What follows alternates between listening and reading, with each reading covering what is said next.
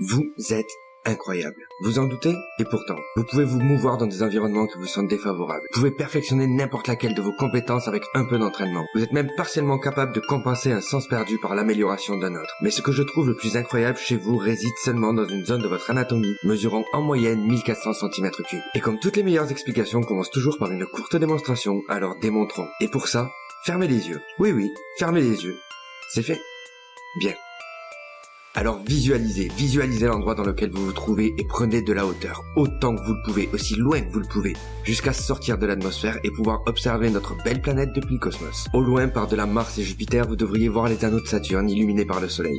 Rendez-vous-y et retournez-vous pour admirer le magnifique spectacle de notre système solaire. Bien, j'espère que vous en avez profité parce qu'il est temps d'ouvrir les yeux à nouveau. Avez-vous conscience de ce que vous venez de faire? Vous venez de voyager aux confins du cosmos?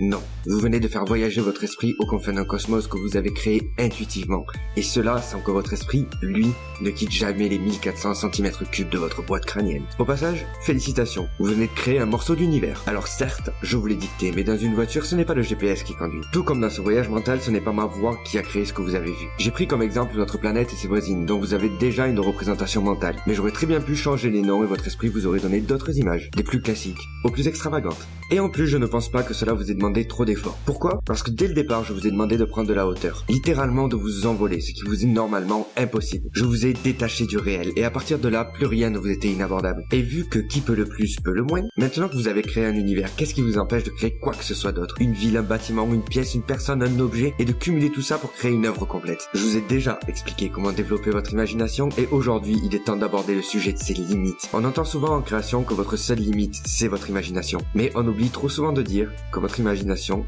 elle, n'a aucune limite, à condition de se détacher de celle imposée par le réel.